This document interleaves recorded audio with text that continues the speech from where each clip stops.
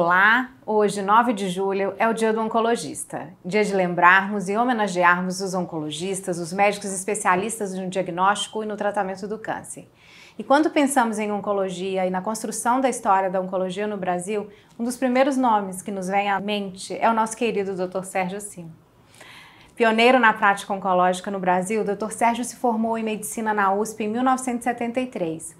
Fez o internato e a residência em medicina interna no Mount Sinai Medical Center, em Miami, nos Estados Unidos, no final dos anos 70.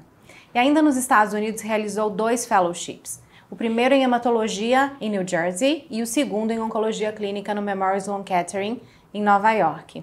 E de volta ao Brasil, no início dos anos 80, o Dr. Sérgio defendeu então sua tese de doutorado na USP e desde 1985, há 40 anos, é associado da nossa SBOC. E de 2017 a 2019, o Dr. Sérgio foi o presidente da SBOC. Uma vez a gente se encontrou num café da manhã em Belém, num evento de câncer de mama, eu no começo da minha carreira, e o Dr. Sérgio falou: Angélica, você pode se preparar, você tem potencial associativo. E essas palavras para um jovem oncologista, elas são muito impactantes. Muito obrigada, Dr. Sérgio, por a confiança naquele momento. Sua trajetória se coincide aí com a oncologia, com a história da oncologia no Brasil.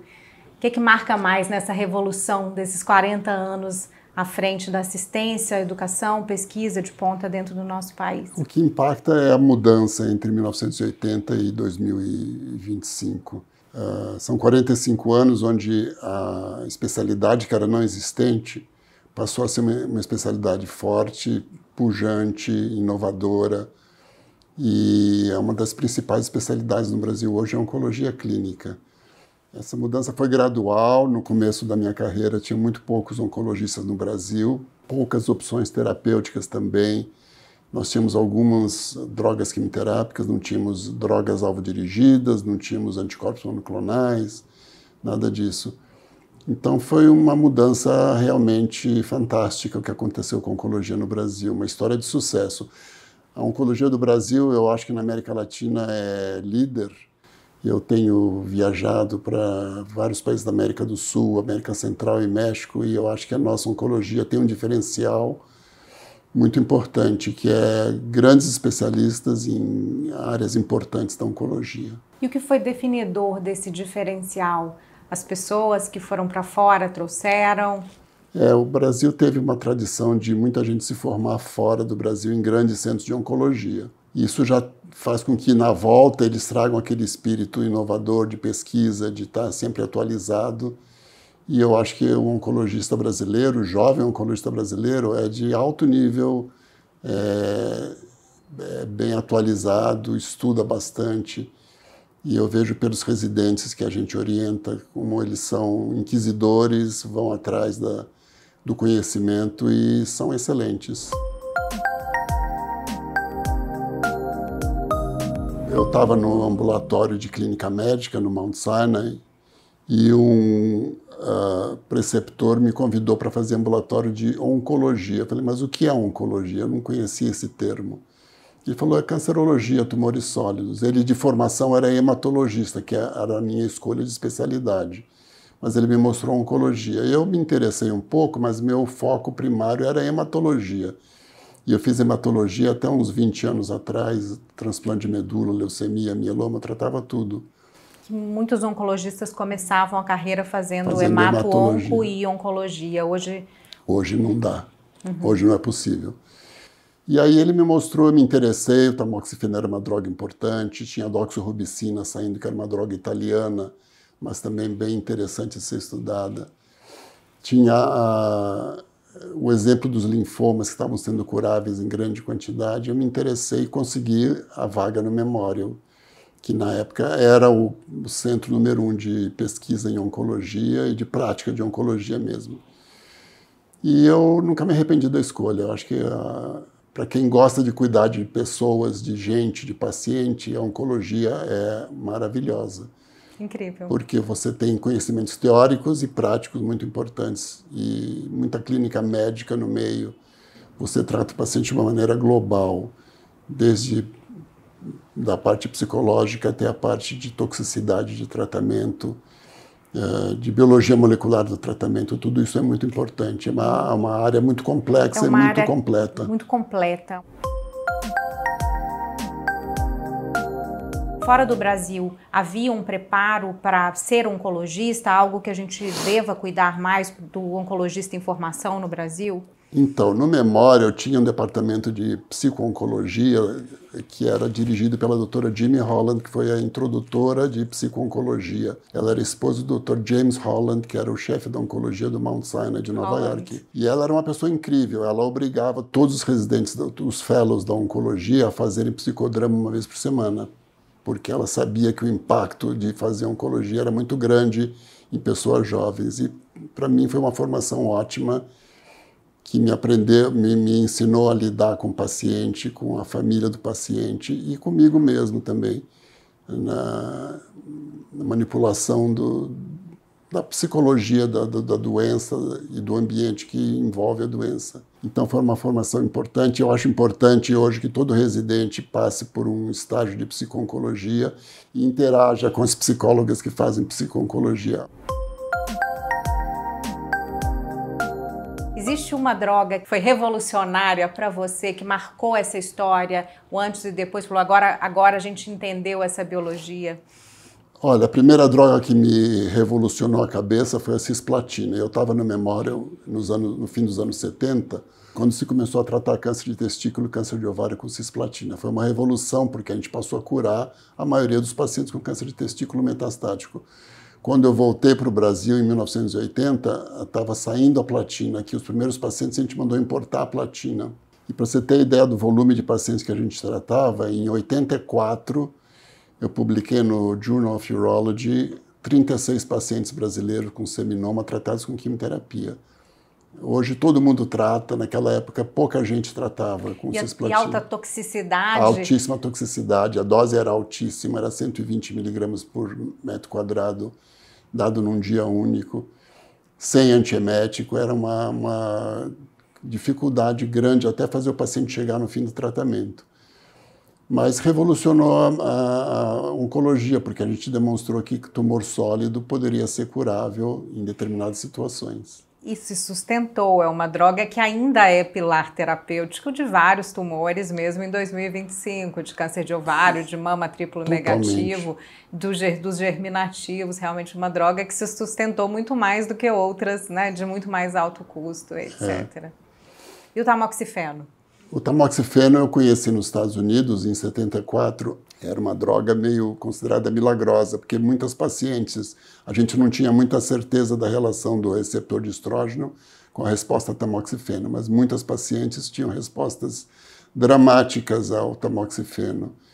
E com o passar dos anos ficou claro que eram os pacientes que tinham receptor hormonal, quanto mais receptor, mais responsivas elas eram. E a gente continuou a usar 50 anos depois a droga de uma maneira ainda muito intensiva, né? Uma droga que se manteve. Droga de escolha para muitas pacientes ainda, com toda a revolução, segue sendo um pilar terapêutico. Houve outras revoluções menores, como a vinda dos taxanos, dos inibidores de aromatase, que marcaram a época, mas eram menores do que o aparecimento de tamoxifeno ou da cisplatina. E no fim dos anos 90, o que impressionou muito foi o aparecimento de anticorpo monoclonal, trastuzumab, curativo em doença metastática. Hoje a gente sabe que algumas das primeiras pacientes tratadas pelo Dr. Slaman estão vivas mais de 20 anos depois. Uma doença que era uniformemente fatal. E quando usados de maneira adjuvante ou neoadjuvante, revolucionaram o tratamento de câncer de mama. As drogas alvo-dirigidas, várias, os inibidores de tirosina quinase orais, tudo isso marcou a época muito fortemente. Em alguns cânceres, como o câncer de pulmão, EGFR positivo, por exemplo, dependendo da mutação, os resultados são dramáticos. Eu estava falando essa semana com uma paciente com câncer de pulmão ALK positivo, ela tem 11 anos de história, doença metastática e está ótima com a doença controlada. Tudo isso não existia quando eu comecei a fazer oncologia nos Estados Unidos. Na gestão do senhor, o senhor criou a Escola Brasileira de Oncologia, que está voando alto. Esse ano a gente vai inaugurar a plataforma de ensino da SBOC, que vai ser coordenada pela Escola Brasileira de Oncologia. O que falta na educação médica do oncologista brasileiro? O senhor vê um bom equilíbrio? Eu acho que o que é muito importante, e a Escola Brasileira de Oncologia foi fundada para isso, é manter a educação médica continuada, não só para quem mora em São Paulo e está nos grandes centros, mas para quem está no interior, em cidades menores, onde ele tem pouca oportunidade de se manter atualizado. Então, acho que uma das funções importantes da SBOC é prover os seus membros de uma educação médica continuada de qualidade. E foi com essa meta que a gente desenvolveu a EBO, a Escola Brasileira de Oncologia. Eu acho que é um dos principais objetivos da sociedade é manter a comunidade oncológica atualizada. Hoje a oncologia é muito ampla, você tem que saber biologia molecular, tratamento, efeitos colaterais, psicologia, tudo isso a oncologia, a Escola Brasileira de Oncologia pode oferecer a seus membros no Brasil inteiro. O Brasil é um país continental e é difícil você que mora no interior da Amazônia, por exemplo, se manter atualizado com a oncologia que muda tão rapidamente. Voltando no tempo, assim, o que o senhor teria feito? Teria feito alguma coisa diferente ou essa foi uma carreira que muito te satisfez? Não, a carreira me satisfez muito. Eu cheguei, como eu te falei, no Brasil tinha poucos oncologistas, então a minha clínica se encheu rapidamente. Em 2 anos eu tinha uma clínica enorme, eu chegava a ter mais de 40 pacientes internados no fim de semana, lembrando que muitos deles eram internados por toxicidade, por neutropenia febril, por emese difícil de controlar, porque nós não tínhamos antieméticos naquela época. E hoje tudo isso passou para tratamento ambulatorial, claro, né? Agora, eu achei muito satisfatória, me completou muito como pessoa a carreira de oncologista e hematologista, porque eu sinto que a gente ajudou muita gente. É claro que a gente tem muita perda na oncologia até hoje, mas cada vez menos, e as vitórias são muito satisfatórias para nós. Eu acho que ficou muito claro, por exemplo, com a introdução do trastuzumab na adjuvância do câncer de mama HER2 positivo, que foi apresentada na ASCO em 2005. E a gente, assim que chegou, em junho de 2005, começou a fazer isso para nossos pacientes particulares. Isso só chegou ao serviço público 10 anos depois, em 2015. Isso era uma coisa que nos afligia muito, porque a diferença é muito grande em termos de taxa de sobrevida livre de doença e taxa de sobrevida global mesmo. Nós fizemos o estudo Amazona, olhando as populações de 2001 e 2006, tratadas nessa época. E a gente fez o acompanhamento delas e havia muito claro nesse acompanhamento a diferença de sobrevida de pacientes do serviço público e serviço privado, principalmente em estadio 3 do câncer de mama. Isso é uma coisa que incomoda, evidentemente, porque o fato da pessoa ser pobre não deve evitar que ela receba o melhor tratamento possível numa situação de dificuldade como é o câncer. Eu diria que o SUS melhorou o seu tratamento, incorpora agora algumas drogas importantes, anticorpos monoclonais, algumas drogas alvo-dirigidas, mas ainda falta muito. O problema, evidentemente, é um problema financeiro, né? As drogas são caríssimas e o governo não dá conta de manter o SUS atualizado com tudo que há de novo.